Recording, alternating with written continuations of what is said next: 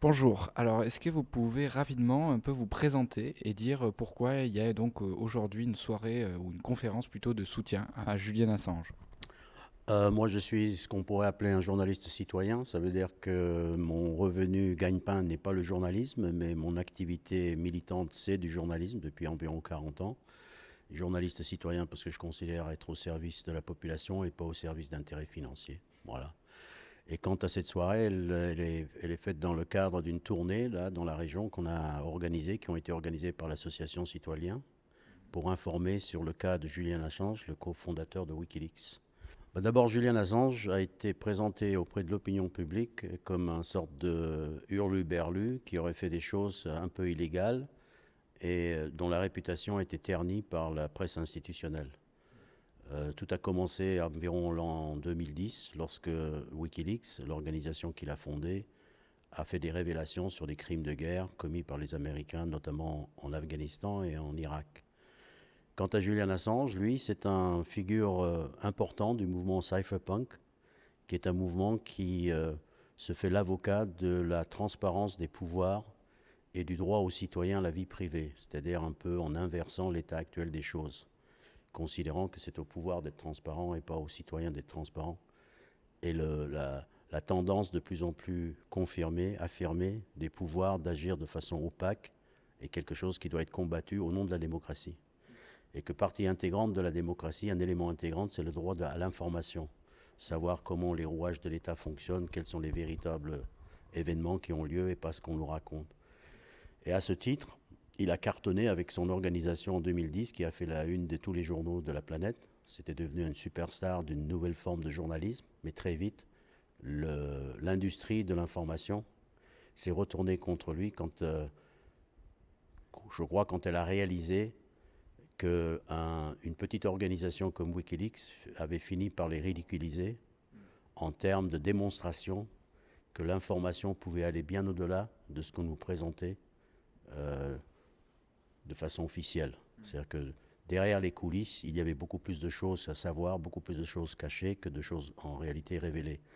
Et que d'un seul coup, tout le monde, dans les sphères du pouvoir, des pouvoirs corrompus notamment, ont réalisé que Wikileaks constituait une sorte de danger existentiel pour eux. Justement, je vous entends employer ce mot-là, Wikileaks. C'est quoi en fait Wikileaks? Wikileaks, c'est un site qui appartient à une maison d'édition qui s'appelle Sunshine Press. Ça veut dire, je précise ça pour dire que ça n'a rien de secret. C'est pas une organisation de hackers anonymes ou je sais pas quoi, qui est basée à Reykjavik en Islande, euh, qui ont donc un site qui s'appelle Wikileaks. Alors le nom, leaks, fuite, wiki, qui est un terme de geek informatique qui veut dire travail contributif, collectif. L'idée à l'origine était d'offrir un site qui révélerait, qui utiliserait les possibilités technologiques du 21e siècle, l'Internet notamment, pour publier des documents en masse, pas simplement les bonnes feuilles comme on le faisait jusqu'à présent dans la presse écrite. Et qu'à partir de ces publications en masse, avec un moteur de recherche, avec un classement thématique, etc., offrir à la population, aux journalistes, aux historiens, la possibilité de mener eux-mêmes leurs propres investigations à partir de documents officiels, avec des sources originelles issues du pouvoir lui-même. Donc ça, c'était l'explication du nom. Donc Wikileaks, c'était un site original à l'époque, et qu'il est toujours, en fait, qui n'a jamais été égalé, qui offrait une particularité, c'est d'offrir l'anonymat aux lanceurs d'alerte. Ça, c'est un élément important, parce qu'un lanceur d'alerte, d'abord, il faut qu'il ait le courage de révéler ce qu'il voudrait révéler, mais qu'il y a des risques de perdre son emploi ou d'être harcelé au travail, pour certains de perdre leur vie. Donc on est dans une cour ici où s'activent des gens très dangereux. On est en train de parler de crimes de guerre, de choses sérieuses. Donc l'idée était de leur offrir l'anonymat pour pouvoir justement leur offrir la sécurité et aussi les encourager à révéler. Et ça a marché. En fait, ça a dépassé toutes leurs espérances, puisque Wikileaks, au moment où je vous parle, nous sommes en 2022, Wikileaks a publié plus de 10 millions de documents en Oui, 10 d'accord, années. donc on est sur des grosses masses de documents. Et Comme on n'a juste, jamais vu jusqu'à présent. On est passé à un niveau supérieur de l'art de révéler. et justement, est-ce qu'on peut dire que Julian Assange a sacrifié sa vie? Euh, D'une certaine façon, je pense qu'on peut le dire, parce que dès 2010, avant même que le plafond, le toit ne s'abatte sur lui, ne tombe sur lui, que la répression ne soit déclenchée. Il avait dit une phrase approximative qui était ils me poursuivront jusqu'au bout de la terre, mais j'ai une mission à mener, je dois la mener au nom du droit du public à savoir. Et alors justement, qu'est-ce qui lui est arrivé à Julian Assange? Qu'est-ce qui lui arrive en ce moment et qu'est-ce qu'il encourt comme dégâts, comme conséquences de révéler des informations comme des crimes de guerre? Bah, la première chose qui lui est arrivée, c'est dans le cadre d'une stratégie qui avait été concoctée en haut lieu dans les services de renseignement américains, c'est détruire sa réputation. Faire en sorte que la confiance en Wikileaks et dans leurs révélations s'estompe auprès de l'opinion publique. La deuxième opération a consisté en fait à faire disparaître le personnage tout simplement en ne parlant plus de lui, en ramenant son affaire à une sorte de fait divers d'un gars qui aurait eu des actes répréhensibles, un gars qui aurait agi de façon inconsidérée. Tout ceci est une invention en fait, si on reprend déjà l'historique dans l'ordre chronologique. En fait, il a payé très cher son service au droit de savoir du public. Donc il y a eu une opération de destruction du personnage, de sa réputation, qui s'est poursuivie pendant 10 ans à peu près, jusqu'au moment où ils ont réussi à lui mettre physiquement la main dessus, après des différentes tentatives, et les Américains ont sorti leur grand jeu, qu'on voyait venir, qu'on savait aller venir, puisqu'il y a eu des fuites auprès de Wikileaks, on connaissait la stratégie, mais il n'a pas pu y échapper, qui consistait en fait à tenter de l'inculper, de briser en fait le cycle de révélation de Wikileaks et de faire en sorte que ça serve de leçon à tous ceux qui tenteraient de faire la même opération.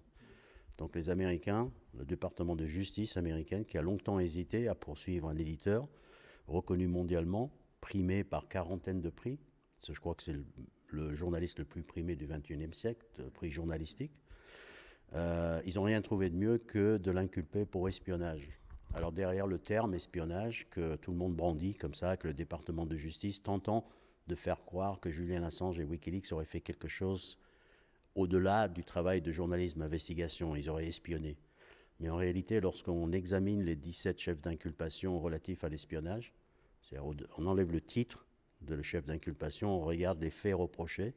Lorsqu'on lit les faits reprochés, en fait, ces faits ne font que décrire une journée de travail ordinaire d'un journaliste d'investigation.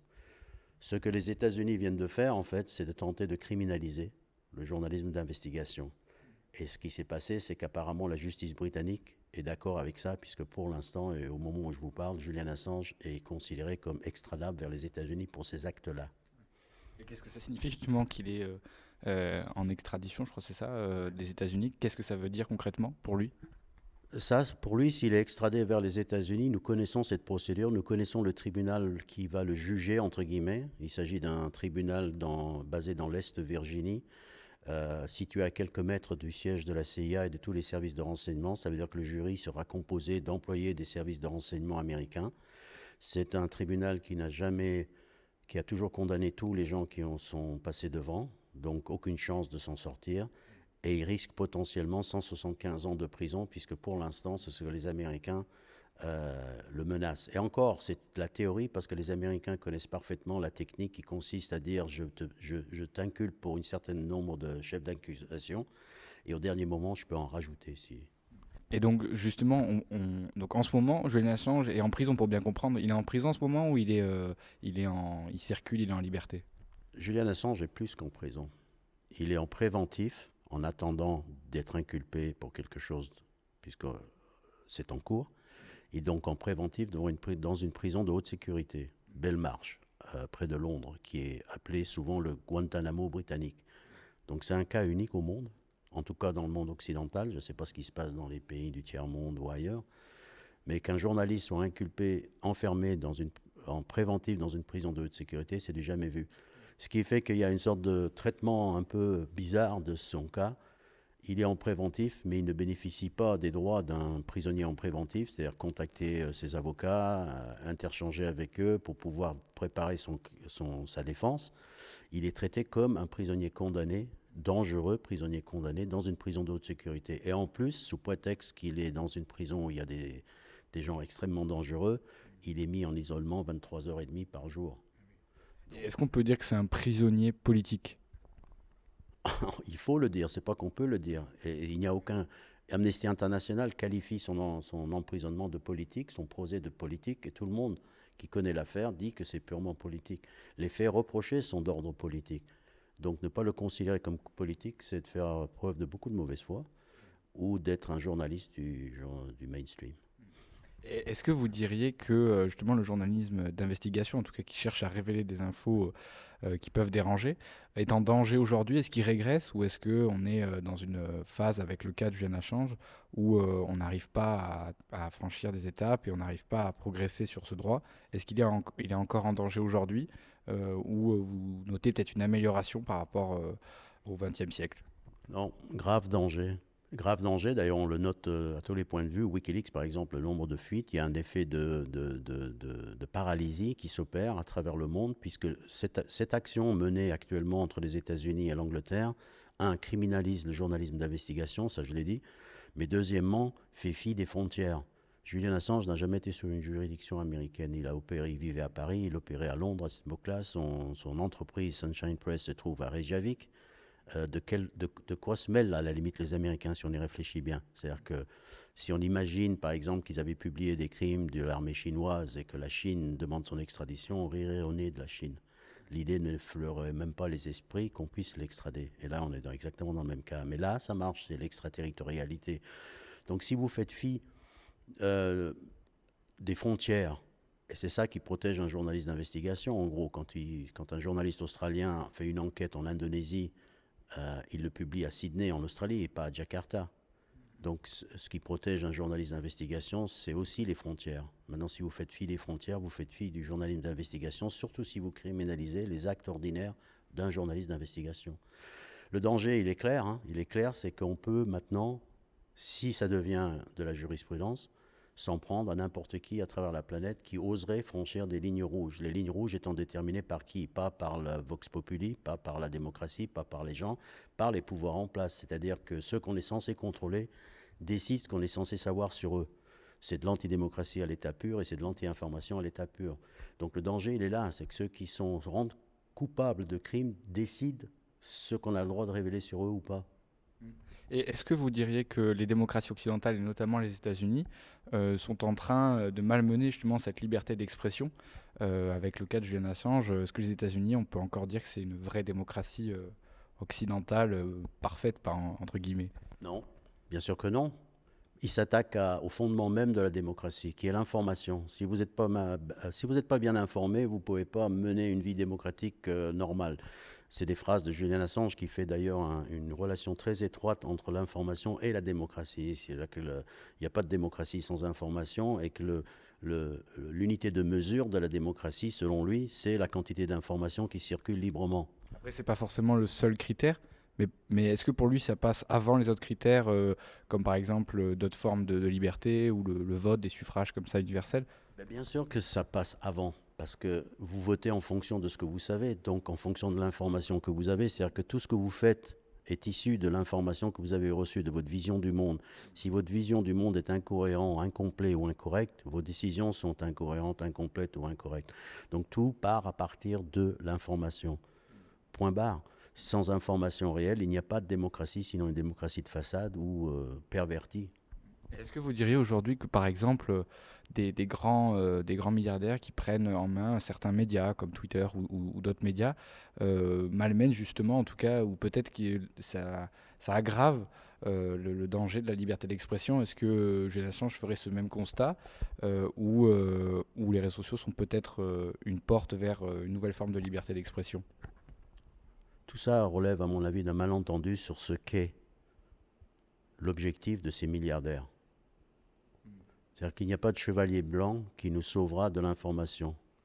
L'information, soit il est vu comme une valeur marchande, une marchandise, soit il est vu comme un droit humain. S'il est vu comme une marchandise, et ce qui est généralement le cas des milliardaires, puisqu'ils vendent de l'information, l'information sera prise forcément dans le piège de la marchandisation. Ça veut dire quoi ça? Ça veut dire que dans le cadre d'un modèle économique, la valeur marchande de la vérité est quasi nulle.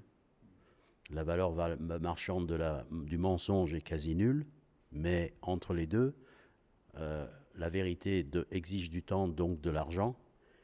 Donc d'un point de vue capitalistique pur, le mensonge est plus rentable que la vérité.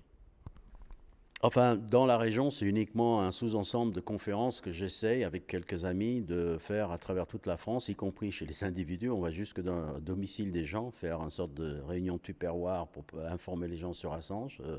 C'est un acte pas désespéré, mais déterminé, de faire en sorte de rétablir la vérité et d'alerter les gens sur le sort de Julian Assange comme personne, de Wikileaks comme organisation et de notre droit de savoir comme concept. Les grands médias ne veulent pas nous informer, puisqu'ils ne veulent pas nous informer, on ira informer nous-mêmes les gens. Vous en voulez évidemment aux grands médias qui font pas la lumière sur Julian Assange. Les grands médias se sont comportés comme des crapules dans cette affaire. Ah oui, d'accord. Et ok. Non, réellement comme des crapules. Ils ont réécrit l'histoire, y compris ceux qui ont travaillé avec Assange. Ils connaissaient parfaitement l'histoire. Et pour se dédouaner, pour s'en éloigner, pour éviter les éclats d'obus des bombes qui allaient tomber sur Assange, et ils se sont retournés, l'ont pointé du doigt et ont essayé de s'en distancer et de l'accuser de choses qu'eux-mêmes parfois ont faites et de répandre des légendes urbaines. Là, il y a une semaine, il y a 5 grands journaux qui ont collaboré avec Wikileaks en 2010, qui ont fait une tribune commune pour demander l'abandon des accusations par le département de justice américain contre Assange. C'est bien. Ils l'ont fait, un, avec 10 ans de retard, et deux, dans une petite tribune de quelques paragraphes, ils ont réussi à coller 4 contre-vérités. Donc apparemment, ils connaissent soit mal l'affaire, soit ils ne sont pas curieux pour le connaître, soit ils font exprès de continuer à désinformer. Il y a des allusions dans leur tribune. En gros, la défense de Julian Assange consiste pour eux de dire, malgré ce qu'il a fait, il ne mérite pas d'être extradé. Et le malgré est déjà de trop ici.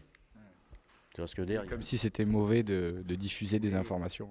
C'est comme s'il se positionnait sur une position très morale, de dire en tant que journaliste, on est obligé de se prononcer contre son extradition, mais quand même, ce qu'il a fait Julian Assange fait qu'il n'est pas des nôtres. Alors que je rappelle que c'est le journaliste le plus primé de prix journalistique, pas de prix de beauté, on est d'accord. Quand je dis de prix, c'est prix journalistique. Qu'il a sa carte de presse, etc. Et qu'il est défendu d'ailleurs par tous les syndicats de journalistes en France, les 2 syndicats principaux, SNJ et SNJ-CGT, par le syndicat de journalistes britanniques, par le syndicat de journalistes australiens, par la Fédération internationale de journalistes, par Reporters sans frontières. L'alignement des ONG qui défendent Assange est quand même impressionnant. J'ai quasiment du jamais vu en ce qui me concerne sur un cas particulier comme celui-là. Mais la grande presse, la presse institutionnelle, le mainstream, a fait en sorte d'isoler Julian Assange de l'opinion publique, malgré le soutien qu'il reçoit de partout dans le monde, y compris de chefs d'État, de tout ce qu'on peut imaginer en fait. C'est un cas que j'ai jamais vu, moi, de toute ma carrière, si je puis dire, de militant, une telle opposition entre le soutien formel qu'il reçoit de la part d'ONG plus que respectable et reconnu par la presse elle-même, d'habitude, et le silence qu'ils imposent à ce cas, malgré ce soutien. Ils essayent de leur amener une sorte de fait divers pour désintéresser les gens de cette affaire, alors qu'il s'agit de l'affaire de presse la plus importante de notre vivant, selon John Pilger, un journaliste ultra primé. Julian Assange, pour tenter d'éviter cette opération d'extradition vers les États-Unis, d'ailleurs mal nommée, extradition, parce que quand on extrade quelqu'un, c'est pour le renvoyer vers un pays où il a été condamné pour effectuer sa peine, ou de le renvoyer vers un pays où il est accusé de quelque chose pour être jugé.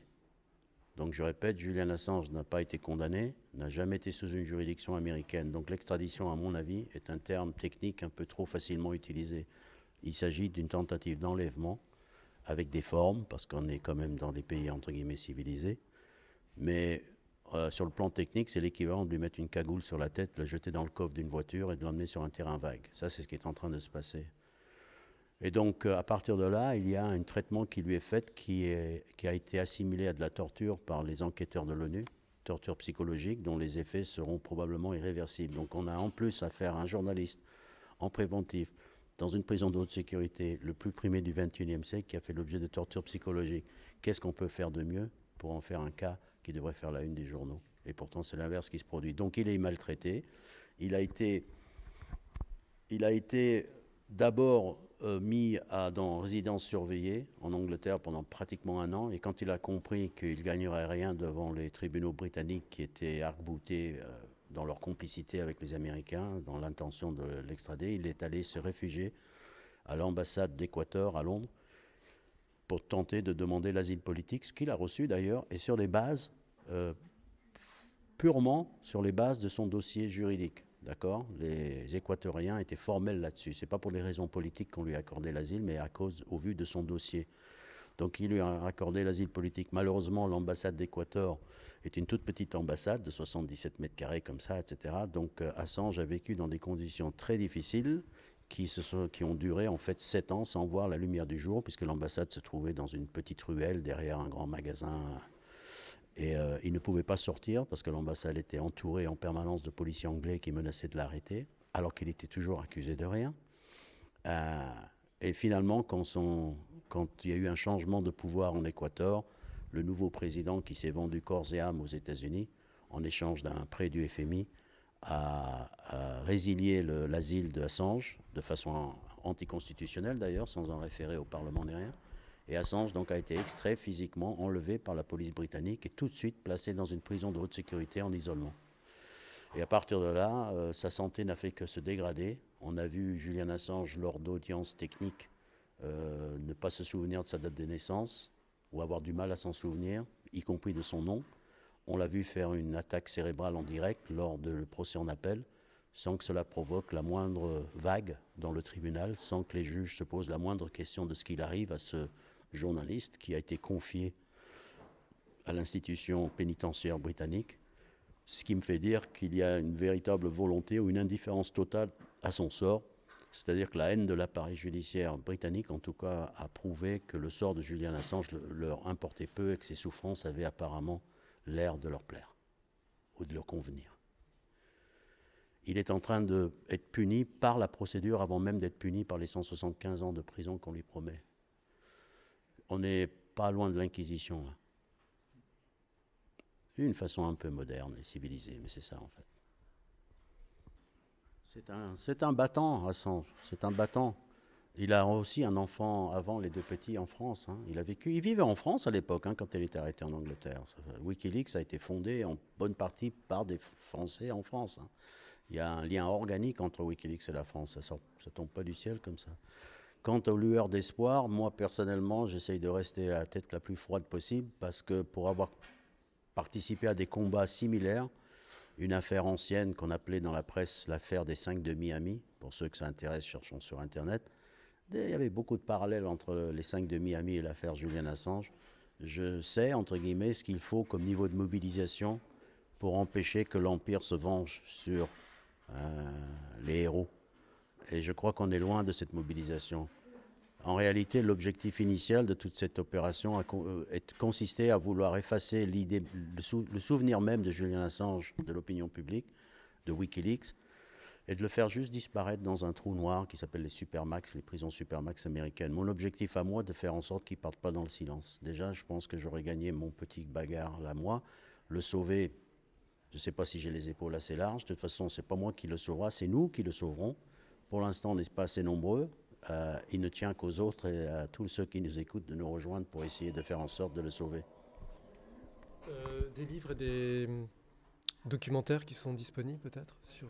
Alors comme documentaire, il y a le documentaire qui nous sert d'appui, de base de travail pour les tournées que nous faisons depuis un an, hein, à travers toute la France. C'est Hacking Justice, qui a été distribué en France par les Mutins de Pangée, heureusement.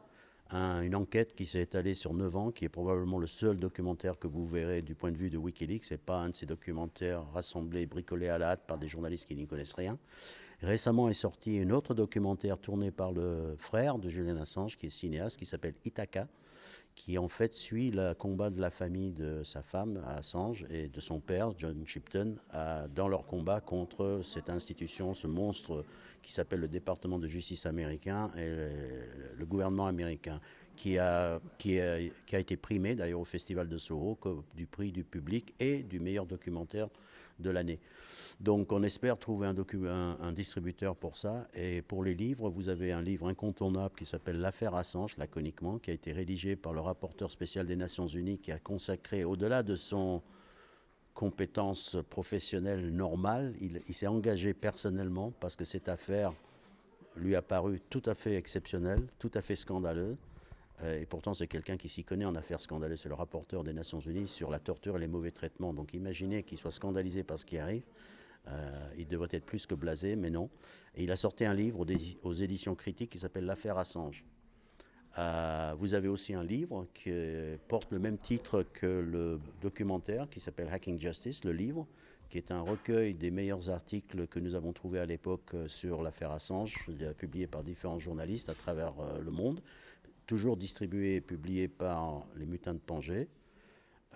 Et enfin, vous avez un livre de Karen Sharp qui s'appelle Julian Assange parle, qui est une traduction d'un ouvrage américain, Julian Assange in His Own Words, qui en fait est un recueil non pas de citations, parce que c'est plus que des citations, c'est des extraits d'interviews, des extraits d'articles, qui consistent à redonner la parole à quelqu'un qu'on a bâillonné depuis 4 ans, dont on n'a pas vu une photo ni entendu une parole depuis 4 ans.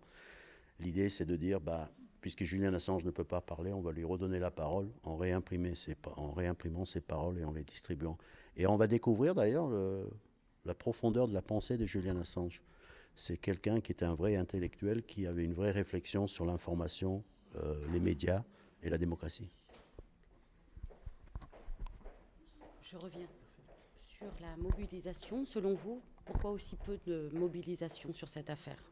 Parce qu'on se bat contre les médias institutionnels, qui ont fait un travail magnifique pour déjà dégoûter les gens de Julian Assange. Souvent, quand on leur parle de Julian Assange, la plupart, c'est qui c'est déjà. Les autres, c'est « ah oui, c'est le mec qui a violé des femmes », etc. Donc, la mobilisation est faible parce que l'opération d'oubli a failli réussir. On est en train de revenir de très loin, d'un trou. On est au fond du puits et on a commencé à grimper, mais on n'est pas encore sorti du puits. Donc aucune confiance en Wikipédia qui diffuse des informations sur des viols peut-être de Julian Assange ou d'autres sites sur des informations de problèmes par rapport à Julian Assange que j'ai vu. Écoute, ça fait longtemps qu'on sait que les pages de Wikipédia sont manipulées lorsqu'il y a des enjeux véritablement politiques. Tu peux faire confiance à Wikipédia pour te parler des tombes de Toutankhamon en Égypte, mais que lorsqu'il s'agit de Julian Assange ou de la guerre en Syrie ou des choses comme ça, on sait qu'il y a des personnages qui sont attitrés pour venir mettre leur grain de sel, etc. et bidouiller les pages en fonction de desiderata de certains. Donc, si vous voulez connaître l'affaire Assange, il faut voir le documentaire, il faut lire les bouquins que j'ai cités, qui sont le résultat d'enquêtes, et pas de on-dit, et pas de rumeurs, et pas de légendes urbaines. D'accord, ok. Merci. Merci. Merci Victor.